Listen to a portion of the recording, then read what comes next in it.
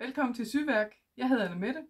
Jeg vil vise, hvordan man syr sådan en lille fin kjole her med helt almindelige teknikker. Jeg bruger ikke de funktioner, der er på symaskinen omkring overlock og sådan 3-stængs syning. Det er helt almindelig standard. Jeg har syet kjolen her i jersey, og jeg viser en hel masse teknikker om, hvordan man laver sådan en krave, sådan en skjult oplæg herinde i ærmet, og ligesom en anden teknik omkring et skjult oplæg hernede.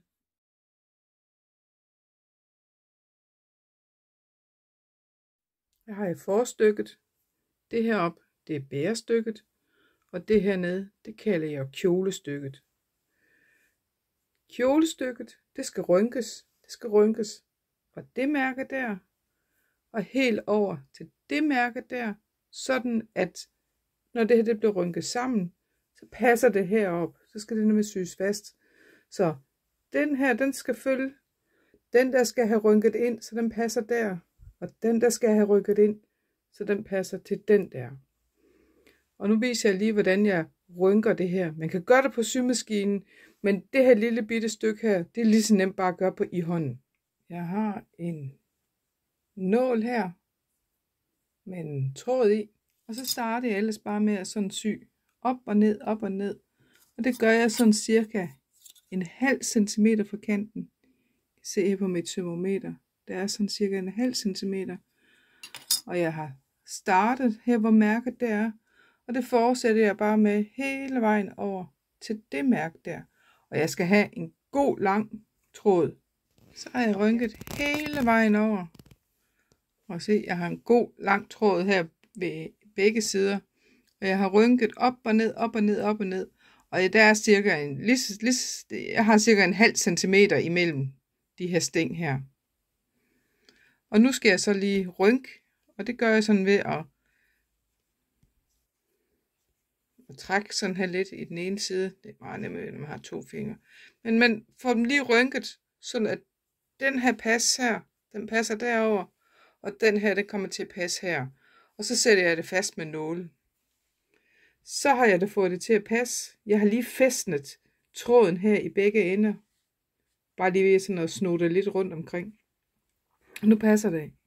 Altså forstykket, det passer helt hertil. Og mærkerne, de passer over for hinanden. Og nu skal jeg så sy det. Og jeg syr det egentlig bare på en almindelig symaskine. Man kan også lave det på en overlock. Men nu er det ligesom for at vise, at man godt kan lave det her uden at have en overlock. Så jeg syr med det samme sømrum, som jeg nu har klippet med min mønster. Og det her, det har jeg klippet med 1 cm. Så jeg syr herinde med 1 cm. Jeg plejer gerne at sy fra den her side. Man kan også godt vende sit stof om, og så sy fra den her side af. Jeg synes, det er rarest at sy det fra den her side. Så jeg ligesom kan se, at det er ikke noget, der går galt med de her folder her. Jeg sætter min symaskine til at kan sy lige ud. Den har jeg her, almindelig stikkestæng. Så kører jeg lige lidt ned for stingling. Kører lidt ned her, sådan her. Den skal, det var ikke så meget, det kørte ned. Sådan der. Og min nål, den sidder i midten her. Og så er det bare med at få syet noget. Når man nu begynder at sy, så kan man lige tjekke her med sit termometer her. Jamen, jeg har jo klippet med 1 cm, så jeg syr faktisk lidt indenfor. Så jeg kunne godt have lige et lille bitte stykke stof til at være herude på ydersiden. Så det er også derfor, at når jeg klipper, så er det ikke altid, jeg har 1 cm. Jeg har lige lidt mindre, fordi jeg vil gerne have sådan, at når jeg syr, så har jeg den lige kant herude. Det er ligesom om, så har jeg lidt mere styr på mit sytøj, hvis jeg gør det. Når man syr, så kan det måske samtidig være lidt svært at få styr på det her. Jeg skal lige slukke den her, jeg kan se den flimmer. Nej, vi ser om det går her.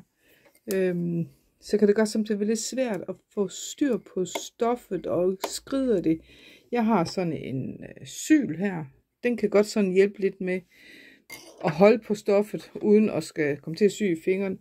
Man kan også bruge sådan en pincet, og hvis du har sådan en, man plukker øjenbryn med, så kan den som også bruges. Jeg har min opsprætter, det er også sådan en gevældig stor en her, så den kan man også godt sådan bruge. Den skal man bare passe på, fordi den er jo lidt skarp inde i spidsen, at man ikke kommer til at lave huller i tøjet, eller huller i stoffet. Men den her, den kan godt være sådan god til at, også fordi jeg skal sørge for, at mine rynker, de stadigvæk ser pæne ud, når jeg sådan kører hen over dem her. Jeg ser her, når jeg nu syr, skal jeg huske at have nålen ud her. Og så lige, jeg skal helst lade symaskinen selv trække stoffet igennem. Jeg skal helst ikke forcere det. Så skal jeg have hævende en nål igen. Jeg kan lige rykke det der lidt. Sådan der.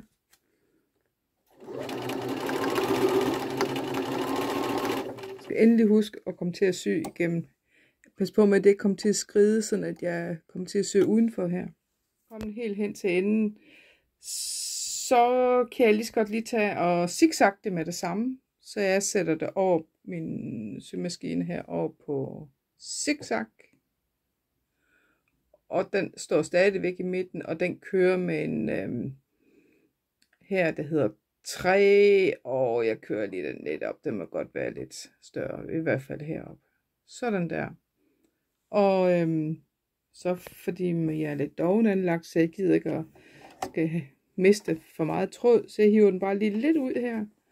Og så vender jeg egentlig bare mit arbejde. Og så kører jeg tilbage her. Skal vi lige have til at være derinde i. Sådan der. Og så kører jeg egentlig bare zigzag tilbage. Med at når nålen rammer ned herude, så rammer den lige sådan i kanten af stoffet. Heller lidt udenfor end for langt ind. Og så kører jeg ellers bare hele vejen igennem. Så er det sådan herude på forsiden. Det synes jeg, det ser fint nok ud. Nu vil jeg gå ind og presse det på et strygejern. Og jeg vil jo presse det sådan, at når den her ligger sådan her, så kommer den her til at ligge her. Sådan at ligesom at folderne, de kommer til at ligge inde under bærestykket. Jeg giver det lige et pres hele vejen over her. Og det gør jeg egentlig generelt ved alle mine sømme. Når jeg har syet dem, så går jeg ind og presser det bagefter. Når jeg presser det, og jeg har fjernet den sorte rynketråd på bagsiden. Pas på, hvis man er kommet til at sy hen over rynketråden, at man så skal man klippe den fra. Man må ikke hive i sømmene. Hvis det er sådan, at man nu ikke lige synes, at det helt passer helt præcis her, så retter jeg lige lidt min kjole lidt til, så det kommer til at passe hele vejen over her. Så skal jeg i gang med bagstykket, og det er fuldstændig samme princip. Her bagstykket, det har så sådan, at det har ligesom 2 rynkeforløb. Så midten, det er her. Det mærke, se, man kan også se, det her mærke, de passer til over for hinanden. Så jeg skal rynke det her stykke, så det kommer til at passe her. Og jeg skal rynke det her stykke, så det kommer til at passe der. Så fuldstændig det samme. Få det til at rynke det med en rynketråd. Få det til at passe. Sy det og zigzag det. Og pres det. Så har man også et bagstykke. Nu har jeg så et forstykke og et bagstykke, hvor jeg har syet kjolestykket på bærestykket. Hvis man har svært ved at finde ud af, hvad for en af dem er det lige der er forstykke og bagstykke, så er det gerne sådan, at forstykket, det har ligesom en større udringning her end bagstykket. Det går mere helt op i nakken. Nu vil jeg så sy min skuldersøm. Dem vil jeg sy sammen. Så jeg vil sy den der sammen og den der sammen. Og der vil jeg igen, først syr jeg med almindelig stikkesting op og ned, op og ned, og bagefter zigzagger jeg hen over kanten. Og når jeg har gjort det, så går jeg ud og presser min søm. Nu har jeg presset min skuldersøm, og hvordan man nu skal huske, hvad for en side skal sømmen presses til. Hvis altså man nu forestiller sig, at man har sit tøj på som kvinde, så vil man jo gerne have, at man fylder mindst muligt. Og så det vil så sige, at man skal kigge hen over sømmen. Hvis jeg ser det bagfra, så kan jeg kigge ind på en søm. Hvis jeg nu har vendt den om her, jamen så vil sømmen komme til, så vil jeg ligesom kigge ind på et stykke stof her. Det skal ligesom være sådan, at når jeg kigger hen over sømmen, så kan jeg ikke se sømmen, for jeg forsvinder ned bagved. Det er den måde, jeg kan huske på, hvad for en side jeg skal putte min søm ned, presse den til. Om den er brugbar eller ej, ja, det ved jeg ikke. Nu skal vi have syet en krave i heroppe. Nu syr jeg det jo ikke med sådan nogle elastiske søm, så det jeg ligesom skal være sikker på, det er, at pigen, der skal have den her på, kan hun få sit hoved igennem den her. Hvis jeg er lidt i tvivl, jamen så vil jeg måske lave den lidt større, altså ved at sådan klippe lidt ekstra af hernede, sådan hele vejen rundt, lidt i nakken. Lad være med at tage ekstra af her i skulderen, den er som den er, men ret lidt til. Derefter, så måler jeg hele vejen rundt. Jeg måler, hvor mange centimeter er der her fra hjørnet af, hele vejen rundt. Og det giver et eller andet antal centimeter. Jeg har rettet min søm en lille bitte smule. Og så her, nu lægger jeg den til fold. Altså her fold midt for og fold midt bag. Fordi så behøver jeg jo ikke at skal måle. Så når jeg nu skal måle, så kan jeg jo ligesom sætte mit centimetermål på hele vejen rundt her, og så finde ud af, hvor lang er det lige den her, den er. Jeg kom til, at den var 18 cm, og det dobbelte af 18 cm.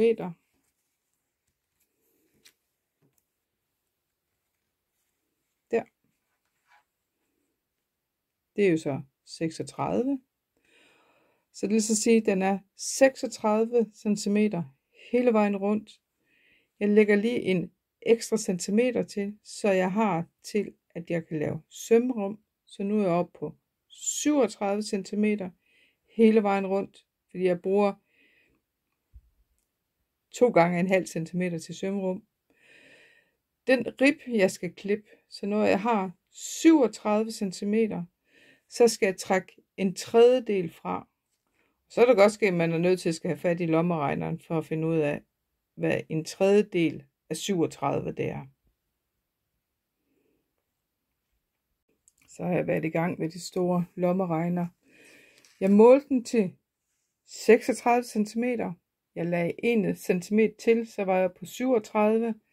Jeg skal trække en tredjedel fra. En tredjedel af 37, det er 12,3. Så jeg trækker 3 fra.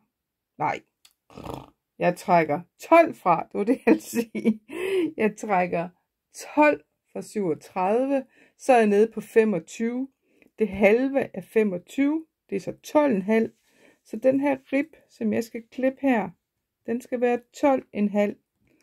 Jeg har den til at lægge dobbelt. Det er derfor, jeg siger, at den skal selvfølgelig være 25 cm i alt. Men det halve af 25 er 12,5. Skal jeg lige have, så I kan se her. Der. Så der er 12,5. Så jeg skal klippe det der.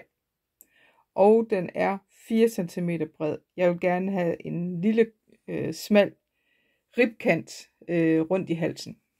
Ribkanten, den syr jeg ligesom alt det andet, ret mod ret.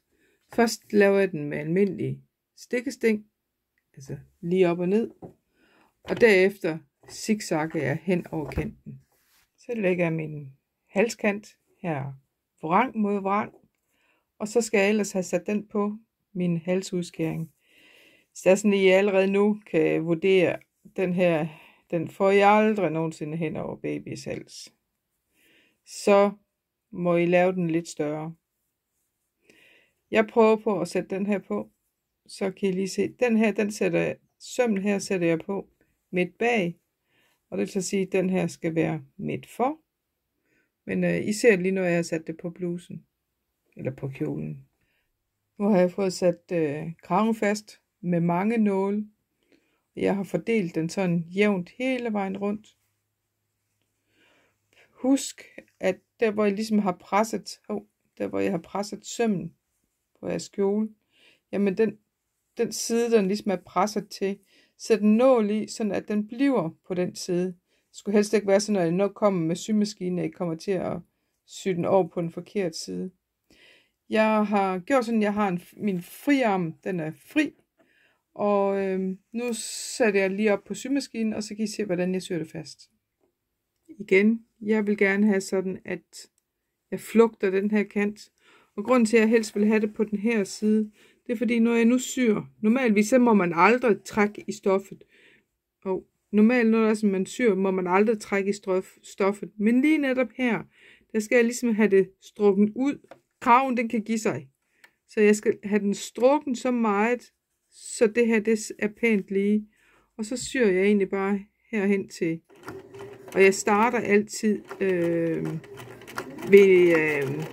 enten ved sidesømmen, eller ved sømmen bagtil. Og så holder jeg det ellers bare sådan strækt her. Og det kan godt ske, at det skal hjælpes lidt igennem symaskinen. Så fik jeg syet kraven på. Det ser meget fint ud. En fin hvid krave. Den skal lige ud og presses. Man kan med fordel bruge den samme teknik, når man skal sy et eller andet på her i ærmekanten. Lige det her, nu vil jeg lige prøve med en anden teknik, fordi her behøver ikke at være så meget, det behøver ikke at skal være så elastisk.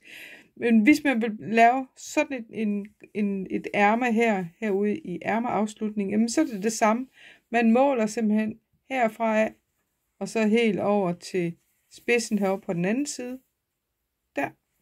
Måler hele vejen rundt, trækker en tredjedel fra, og så klipper sit stykke. Fuldstændig efter det samme princip. Man skal så ikke sy den sammen her først. Men fordi vi gør det, at vi syr ærmekanterne på her, og så bagefter syr vi sidesømmene sammen. Men jeg vil prøve at vise jer et andet teknik, hvor der man syr sådan et fast kantebånd på. Og så her, jeg tager mit kantebånd. Det ser sådan her ud. Det er bare et ganske almindeligt bomuldskantebånd. Jeg folder det ud og lægger det sammen sådan her. Sådan at det ligger vrang mod vrang. Og den fold der, den ligger lige ovenpå den tilsvarende fold, som er på bagsiden. Så på mit forstykke her, hvor jeg vil have det syet fast.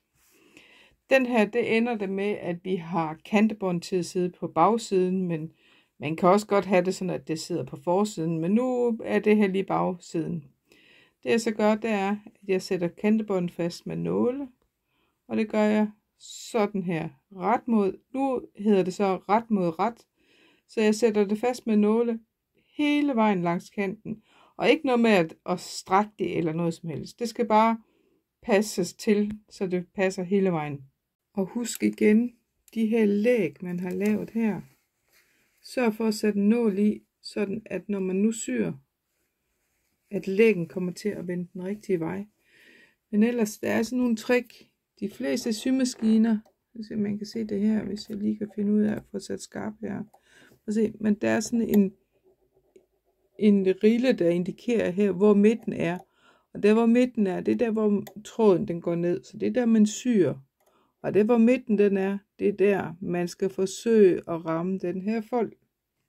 Så har jeg syet den fast hele vejen. Så gør jeg det. Nu lukker jeg den sammen. Jeg lukker syningen sådan sammen. Man kan med fordel lige gå ud til strygejernet og så lige presse det her. Sådan at så der kommer en fin skarp kant. Man kan se, den her om, den er også her. Og nu lukker jeg det sammen, folder jeg det sammen. Og det jeg så egentlig skal nu, det er, at jeg skal lave en ny sting. Så det skal jeg simpelthen sy så tæt på kanten. Altså sådan cirka, det kan godt være, hvis jeg har symaskine, kan jeg sådan noget med, at den kan flytte, hvis jeg nu lige kan få den her til at ramme.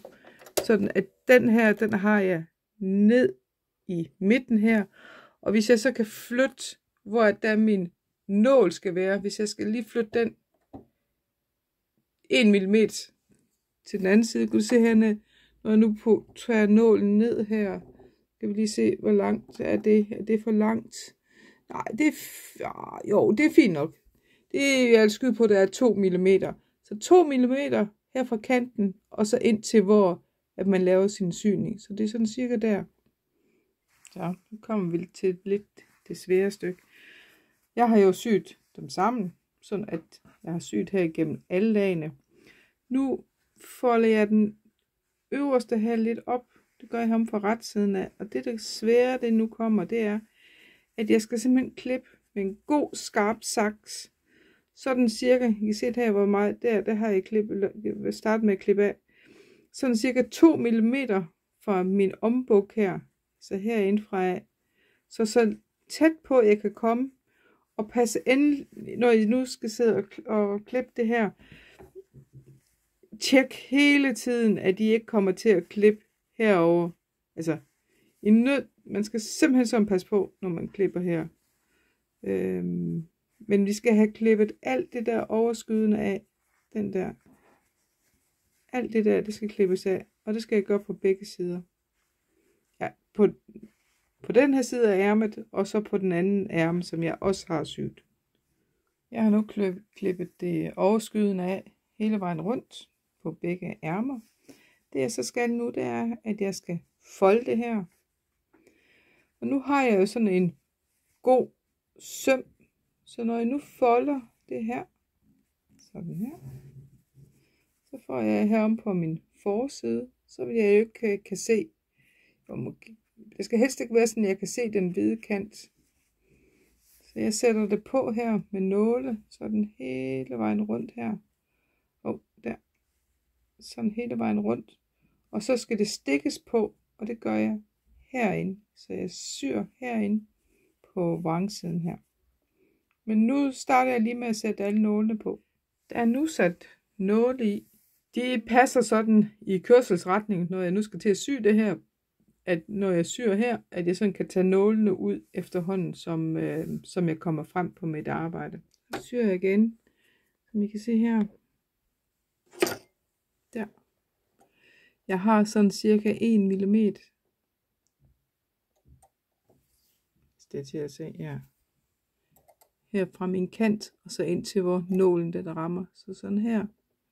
Det er sådan cirka det samme afstand, som jeg havde herover.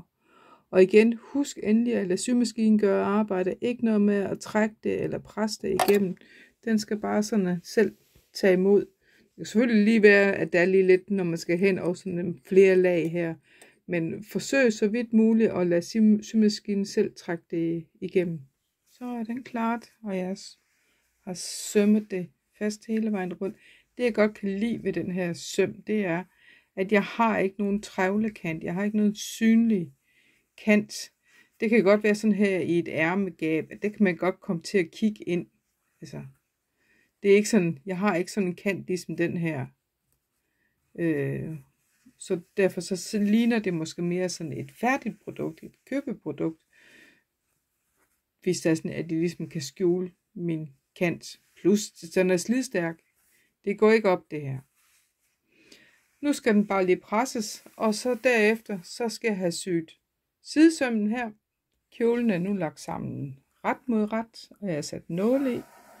Og nu syr jeg den så her med det samme sumrum, som dengang jeg klippede kjolen, så cirka 1 cm. Først med almindelig stikkesting, lige ud, op og ned, og bagefter med zigzag hen over ydersømmen. Derefter så skal kjolen presses. Prøv at se, om I kan huske om det der med, at det skal være på samme måde, som da jeg pressede herop i skuldersømmen. Og så begynder kjolen snart at tage form. Stængen er syet. Jeg har zigzagget, og jeg har presset. Det man lige med fordel kan gøre, det er herop. Det er egentlig lige at lige stikke herfra, og så lige derud. Og det samme også herop. Det sikrer ligesom, at den her flap her, den ikke kommer til at irritere ind under armen. Men også, at den bliver ved med at holde faconen. Så jeg vil, og hvis man synes, det er besværligt at gøre det på symaskinen, jamen så gør det i hånden. syet lige et par sting her, så den bliver holdt fast. Husk at gøre det i begge sider. Nu er vi kommet til, at kjolen den skal lægges op, og det kan man også gøre på forskellige måder. Man kunne selvfølgelig bare bukke det omkring her. Måske først lige have zigzagget det, bukket det omkring, og så have stukket det fra ret siden med sådan en dobbelt nål. Jeg vælger igen sådan en løsning med noget kantebånd, sådan at jeg ligesom skjuler sømmen. Lidt på samme måde, som jeg har skjult sømmen heroppe. Men det er lidt en anden teknik, jeg bruger hernede, men det ser vi lige om lidt her, når jeg går i gang. Jeg starter sådan cirka midt bag. Her, der folder jeg kantebåndet ud her i den ene side, og så lægger det ret mod ret. Sådan her. Ret mod ret skal det være. Hele vejen rundt. Jeg starter med at sætte nogle nåle i, og så skal I lige se et lille fif til, hvordan man kan lave en pæn sammenføjning her. Men jeg starter ikke lige helt heroppe. Jeg går lige sådan en lille 6 cm ned. Der sætter jeg den første nål i. Midt bag er sådan cirka her et sted. Men jeg starter lige med at sætte den første nål i der. Og så fortsætter jeg ellers hele vejen rundt. Nu har jeg sat nål hele vejen rundt. Jeg har lige sådan et stykke her. Det skal jeg huske. Det skal jeg ikke sy til. Det her det er i starten og i slutningen. Så det jeg egentlig gør her til at starte med, det er at jeg syr herfra og hele vejen rundt og derom til. Det jeg skal, det er, at når jeg skal til at samle det her, så skal jeg have lavet en syning i mit kantebånd her, sådan på skrå. Men fordi det hele her er jo noget, der ligesom kan give sig, så vil jeg ikke sy kantebåndet sammen i sådan en ring, før at jeg kun mangler sådan et lille bitte stykke her. Så jeg skal sådan cirka have en 8-10 cm her imellem, hvor jeg ikke har syet det sammen. Nu starter jeg med at sy kantebånd på hele vejen rundt. Og så ser vi, hvordan jeg laver den her samling på skrå. Når jeg skulle sy her kantebåndet fast, så syr jeg med ligeudsting, og jeg syr oven i den fold her. Jeg har lagt det ret mod ret, og de her kanter her, de flugter hele vejen rundt. Så nu syr jeg i den her fold her, hele vejen rundt med ligeudsting, og så stopper jeg, der hvor jeg ligesom havde sat den sidste nål i, heroppe på den anden side. Ja, nu har jeg lagt mit kantebånd her, jeg har syet det her til. Og det jeg egentlig skal have lavet, det er, at jeg skal have lavet sådan en fold. Jeg skal starte ind med at lægge det vinkelret på, sådan her. Og presser det her. Og den her, den skal så også vinkelret på. Og så skal den så vende den anden vej og presser det. Fordi det egentlig skal ende med, det er, at jeg skal have syet i den læg, der så ligesom kommer her. Så nu vil jeg klippe. Jeg vil klippe der, og jeg vil klippe her. Og så vil jeg lægge dem her sammen, og så vil jeg lave en syning herinde i. Nu har jeg fået syet mit kantebånd sammen. Se, det er helt fint her syet sammen. Og nu passer det lige hen over her. Så nu kan jeg sy færdig hele vejen over her. Og så har jeg et fint kantebånd med en flot samling. Nålen er sat i, og jeg har lige givet det et let pres. Så er det sådan så er det lidt mere hold i det, når der er sådan, jeg nu skal sy det fast. Og når jeg så skal til at sy igen, jeg starter her, jeg vil gerne starte ved sådan en syning, eller midt bag. Og når jeg så, den her vil jeg give 2 stikninger. Først der vil jeg lave den der herude, og der vil jeg igen tage så tæt på kanten, som jeg overhovedet kan. Så det er sådan noget med 2 mm fra kanten. Og den jeg vil så stikke her, jamen den vil jeg sådan stikke godt herinde. Man kan ligesom fornemme, at der er jo noget stof. Se, der ligger jo noget stof derop til herinde bagved. Så den vil jeg sådan stikke sådan cirka der i midten. Kjolen er syet færdig. Og jeg har fået den lagt op med det her kantebånd her fornede. Jeg kan se nu her, at jeg kunne måske godt lige have haft valgt en anden nål. Fordi jeg tror, at den har været for tyk, den jeg har brugt. Men ellers så er den er syet. Kjolen er syet i jersey.